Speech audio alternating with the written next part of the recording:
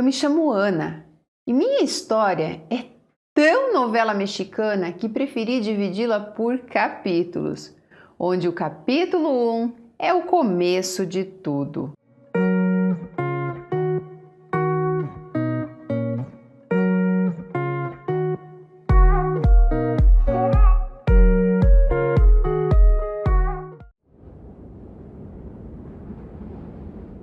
Era dezembro de 2004. Eu tinha acabado de completar 19 anos e estava indo para o segundo ano da faculdade. Estávamos numa festinha, sentados à mesa eu, minha irmã, minha prima e alguns amigos nossos. Minha irmã então falou que eu precisava conhecer gente nova, que eu nunca namorava ninguém. Eu tinha tido somente um namorado e ficado com 3 caras até então. Foi quando um dos meninos, do nada, me solta: Ana, eu acho que você deveria conhecer o meu irmão. E eu respondi que já o conhecia, mas ele insistiu, dizendo que eu deveria conhecê-lo melhor. Todos da mesa concordaram imediatamente. Esse rapaz, o qual tentavam me empurrar, chamava-se Marcos, tinha 23 anos e tocava numa banda muito conhecida na minha cidade. Como morávamos próximos e eu já o conhecia de vista desde que éramos crianças,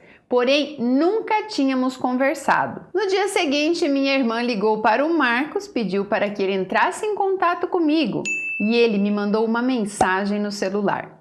Conversamos por alguns dias e saímos uma noite em dezembro. Foi uma noite agradável. Ele me contou sobre a trajetória da banda, que tinha estourado naquele ano, pois era ano eleitoral e eles fizeram todos os showmícios do prefeito que fora eleito. Contou sobre as viagens e cidades que a banda tocava. E eu ouvia tudo maravilhada, como se estivesse diante de um popstar. Eu era tão ingênua na época que cheguei a perguntar se alguma vez na vida ele tinha ficado com alguma fã. E ele disse que sim, o que é óbvio agora, conhecendo o mundo que conheço hoje. Bom, ficamos aquela noite, foi super agradável e já combinamos nossa próxima saída. Nessa segunda vez, fomos a um Serve-Car. Você lembra dessa época? Lembro. Fomos em um que era super discreto, tinha baias para estacionar os carros, privacidade total. Começamos nos beijos, eu tentando me controlar, mas sem sucesso.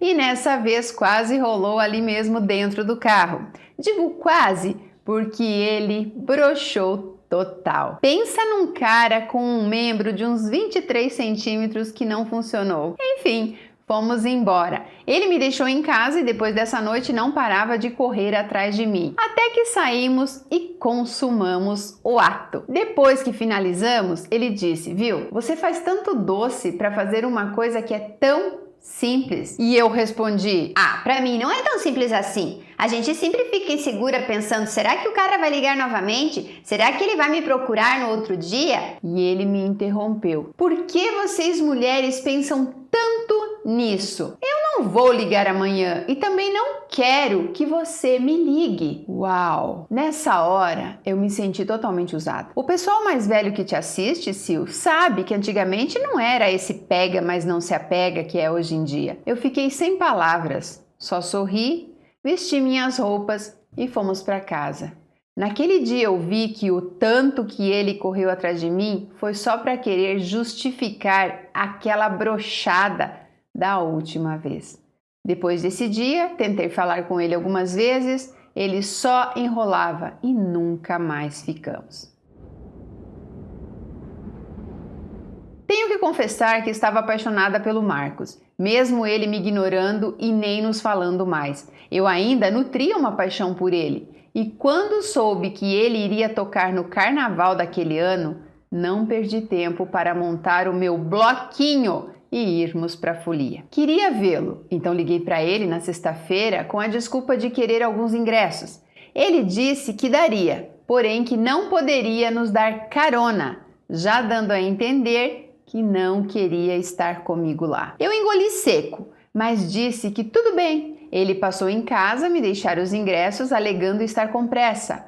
Eu peguei sem esboçar nenhuma reação, mas fiquei triste, pois tinha esperanças de voltarmos a ficar. Chegando no local do show, ele já estava lá no palco. Me lançou um sorriso igual ele fazia para todos que estavam ali, me tratando como apenas mais uma fã. Dado 2 horas de show, anunciaram o intervalo. O DJ entrou e os músicos desceram na pista. Eu e minhas amigas estávamos sentadas numa mesa próxima ao palco. Marcos passou por nós sem ao menos olhar na minha direção. Passou também o baixista, que enquanto passava, nossos olhares se cruzaram. E ele veio até mim no mesmo instante. Seu nome era César, mas ele não se apresentou, julgando que já o conhecia por ele ser famoso. Apenas nos cumprimentou e, sem cerimônia alguma, sentou do meu lado. Ele nos perguntou o que estávamos achando do show, elogiou as camisetas que fizemos para o bloquinho e, quando o DJ pediu, no microfone, que os músicos retornassem ao palco, ele deu um tapinha na minha perna e disse: "E espere no final, porque eu vou te levar para casa." César não era bonito, mas também não era feio. Era gordinho, tinha cabelos e olhos muito negros e uma cara de sem vergonha que entregava seu caráter. Ele usava aliança na mão esquerda, ou seja, ele era casado. Ele me olhava, sorria, eu desviava o meu olhar para o Marcos, que me ignorava. Eu vi que o César não tirava os olhos de mim e quando acabou o show, ele veio até mim imediatamente. Ele usava uma bandana na cabeça com o nome da banda. Eu elogiei e ele me perguntou se eu queria uma. Eu disse que sim e ele me disse para acompanhá-lo até o carro, pois ele tinha uma extra por lá. Eu, tentando deixar claro que não tinha intenção alguma com ele, disse que eu iria se fosse jogo rápido, pois minha mãe estava vindo me buscar. Ele disse que me daria carona e eu disse que não queria. Fomos até o carro, ele me deu a bandana e tentou me beijar. Eu disse que não e ele perguntou por que eu não queria, pois tinha ficado muito afim de mim, que eu era muito bonita e todo aquele blá blá blá. Eu, meio contra a vontade, o beijei rapidamente e me despedi. Ele pediu meu número de telefone. Eu disse que meu celular estava no concerto, o que era verdade. Fui saindo e nisso vi o Marcos saindo de mãos dadas com uma menina. O meu coração ficou despedaçado. Acordei com o rosto inchado, tinha passado a noite chorando. Marcos não respondia as mensagens que eu enviava do celular da minha mãe. Ele tinha me visto com o César e, conhecendo o caráter do amigo, sabia que tinha rolado algo. Eu me humilhava a cada mensagem que enviava. Dizia que o amava, que não tinha intenção de ter feito o que fiz. Até liguei na rádio e pedi para oferecer uma música para o Marcos, uma música da banda, dizendo que eu estava arrependida e que ele me perdoasse. Quando cheguei no local do show, lembrando, gente, que era carnaval e que seriam 5 noites de show e 2 matinês. Logo vi ele na porta do salão, que vendo eu chegar, virou de costas e seguiu porta dentro, dando lugar a um César furioso, me olhando com ódio no olhar. Fiquei sem entender, até que o César me chamou num canto e disse: "Menina, você não me conhece, não sabe quem sou eu para estar fazendo isso comigo." Fiquei sem entender nada. Então ele me disse que o Marcos mostrou para ele todas as mensagens que eu enviei e ainda tirando sarro, contando que até por rádio eu tinha me declarado para ele. Disse que eu tinha mentido sobre o celular estar no concerto. E eu disse que era verdade, que usei o celular da minha mãe. Eu estava em choque, me sentia envergonhada pela exposição e por ter virado chacota. Falei para o César que nós dois não tínhamos nada para ele estar daquele jeito, me exigindo fidelidade. E que afinal de contas ele era casado. Ele ainda, muito mal-humorado, disse que estava se separando e achava que eu poderia ser um apoio para ele passar por esse momento tão difícil. Ai, gente, que raiva! Sil, eu não sei o que me deu. Estava com o coração doído por ter sido motivo de piada. Mas César fazia eu me sentir tão querida, tão desejada. Eu não sei explicar. Por mais que aquela noite ele tocou o show todo me olhando e ficando no final da festa comigo. Ficamos aquela noite e em todas as outras, até chegar na matinê de terça-feira. Ele vir até mim e falar, com um olhar apaixonado: "Você viu o que você fez?" E sorrindo ainda mais, me mostrou a mão sem aliança alguma. Sorri também. Meu coração já batia por ele. E se para mim era fácil eu me apaixonar por um cara que mal me dava atenção, imagina como seria me apaixonar por alguém que também se mostrava apaixonado por mim? Na quarta-feira de cinzas, eu e minha amiga estávamos passeando pelo centro da cidade, quando o celular dela toca. Era o César querendo falar comigo. Não sei como ele conseguiu meu número fixo. Me ligou em casa e minha mãe contou que o meu celular estava ainda no concerto e que ele tentasse ligar no número da minha amiga. Ele então perguntou onde estava e que ele iria nos encontrar. Chegou ele e mais um amigo. Entramos no carro e ele pediu para que nos levasse a um motel. Eu e minha amiga nos olhamos assustadas e protestamos, dizendo que não iríamos a lugar algum. Ele pediu que ficássemos calmas, pois ele só queria um lugar tranquilo. Sei, ele só queria um lugar tranquilo para conversar. Concordamos, pois naquela época não tinha quase nada para fazer na nossa cidade. Eu deixei bem claro que não iria fazer absolutamente nada e ele concordou. E assim foi. Chegando lá, começamos a nos beijar e ele foi tirando a roupa. Eu sempre falava que seria o trabalho de ele tirar e de vestir novamente, pois eu não iria fazer nada além de beijá-lo. E ele então, completamente nu, pediu que eu o masturbasse. Fiquei meio incomodada, pois apesar de termos ficado algumas vezes, eu não tinha intimidade para tal coisa, mas o fiz. Lembro de ele ter deitado na cama, barrigudo, parecendo ainda mais gordo e pensando: o que eu estou fazendo com esse cara? Mas eu já estava apaixonada. E para quem ama, o feio bonito lhe parece.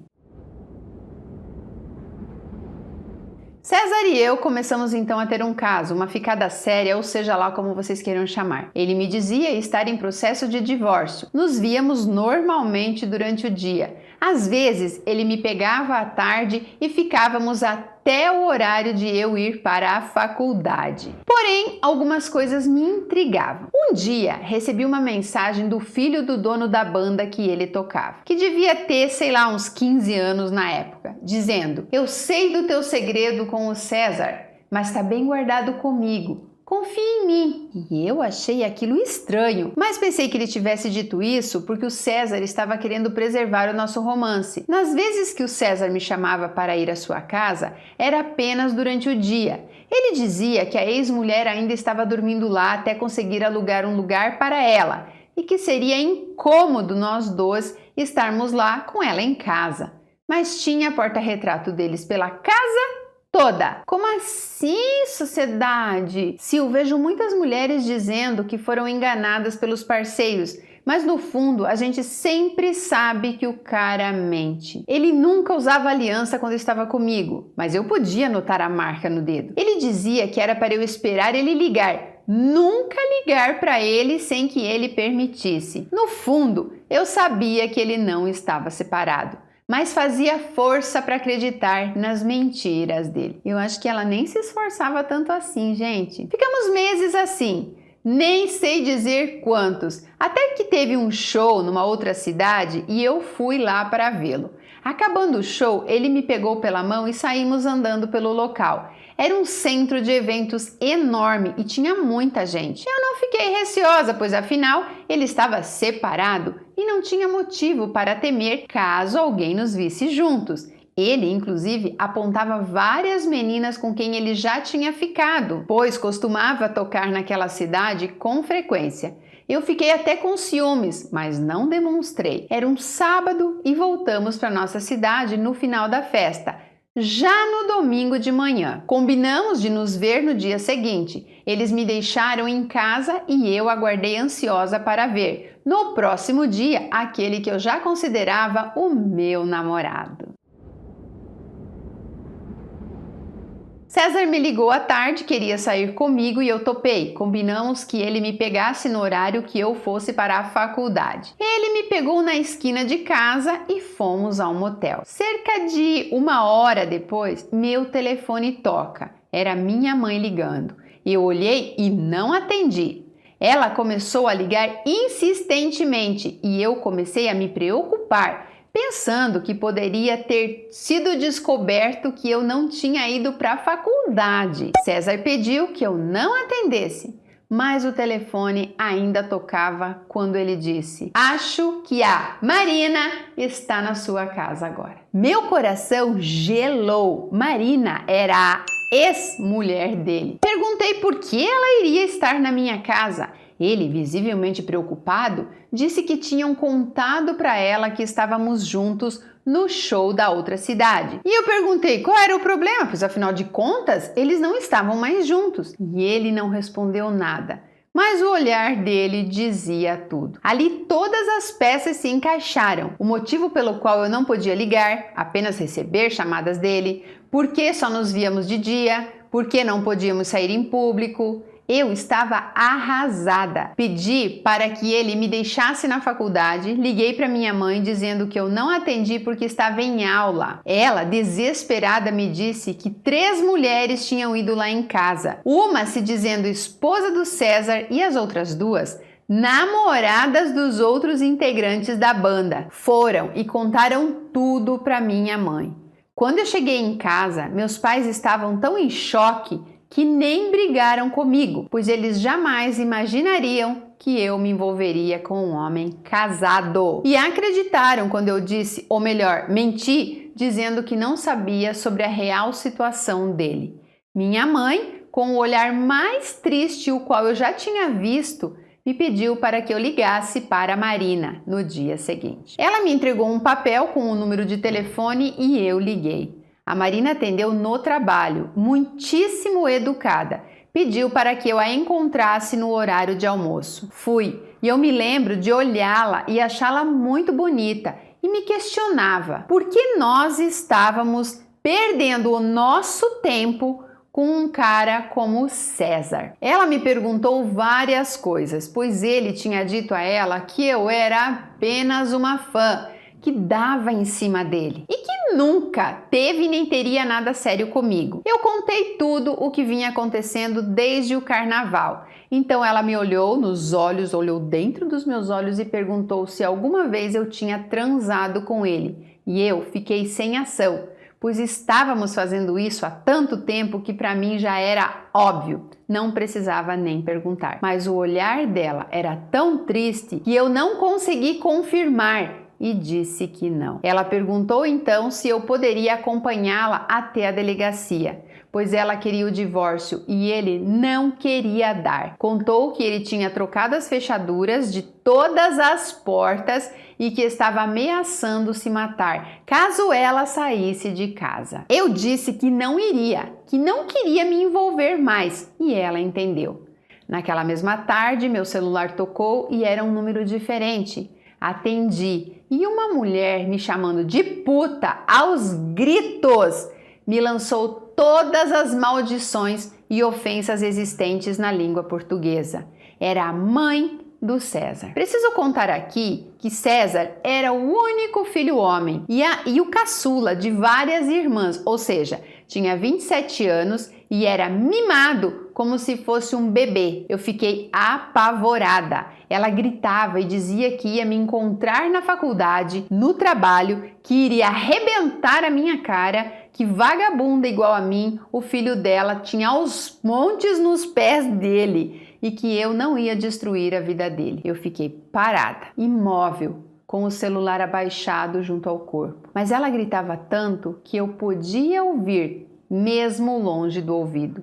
E depois de quase 10 minutos de ligação, eu tive coragem para desligar. Sil, esse e-mail tá ficando longo e eu vou tentar encerrar por aqui, pois o que aconteceu a seguir foi repetição dia após dia. César não falava mais comigo, não me atendia nem respondia as minhas mensagens. Eu queria apenas conversar e saber por que ele estava colocando toda a culpa em mim. Todo dia ouvia alguma história diferente sobre as tentativas de ele voltar com a esposa, que ele tinha tentado se cortar com uma faca, que ele tinha se jogado em frente a um carro, ou que ele estava infernizando a esposa para reatar. Ele não mediu esforços para manchar o meu nome pela cidade toda.